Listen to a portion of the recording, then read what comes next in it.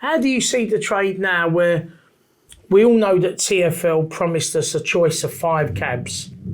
We've got one, and I know we have got the Dynamo, but I don't know what's happening with them. They're trying to do a crowd fund, I believe, to raise the money. So if we just said, for the sake of argument, we got one established vehicle with interest, it's 75 grand, there or thereabouts. Do you think that's a healthy situation for the cab trade? I think choice is always a good thing. The one thing is we have to keep our identity. So whatever vehicle comes in, if there was another, we must keep our identity.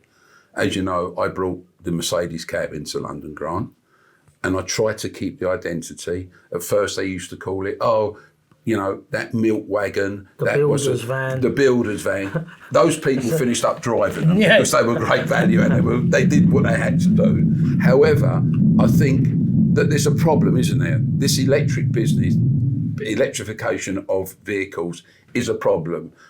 I don't buy into what the politicians want to tell you about being green, being everything electric, because I want to know where they're going to get the electric from. I want to know, which no one talks about, what are they going to do with the old batteries? Where are they going to recycle them? Should we send them to some unforgiven country somewhere? Oh, let them have it because, we don't care about them. They can have the pollution. No one talks about what they're going to do with the batteries. And no one talks about kids of 12 and 13 in Congo working in mines to get the minerals to produce it. Let's not have that conversation. No, we won't have that conversation. But so, I think we need choice. It's green. I think for me, the stopping a Euro 6 vehicle coming into London, I think was an absolute liberty. When the mayor stuck our same vehicle out in the suburbs as these small buses, but don't worry about the cab trade. We're easy pickings. They're rabble really. Don't worry about them. So as far as I'm concerned, they should have kept the Euro 6 vehicle as well as going with electric. Look, I'm all for electric, and I,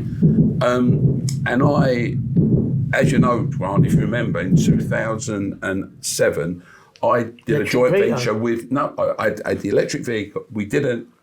Was it Modec? No, Modec was trucks, but I actually took 2 Mitsubishi trucks from Mercedes because we were main dealers at that time, and I partnered a company in Italy to do a hybrid vehicle, very very much the same as what you've got today with TXE, which is a really lovely looking vehicle, but so we had the same system, a hybrid vehicle. So for me, full electric doesn't do it for me because I'm an old-fashioned cab driver. I'd go to work. I don't want to think to myself, well, how many miles have I got? Because range anxiety. That's what they call it. Yeah. Okay, so for me, being a dual system gives you insurance that if that man puts, if we're lucky enough to get one down the road, that we've got enough. We ain't got to think, oh my God, I've got. So all electric doesn't do it for me. But that's me. So I'm looking at things and saying, well, range is a big thing.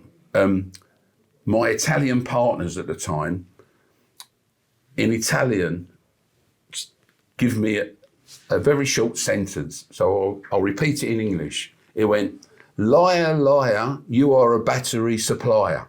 Because they all tell you what they think you're going to get. But in the real world, you never get it. Yeah, and that's with the cars as well. Because they test these vehicles in perfect conditions.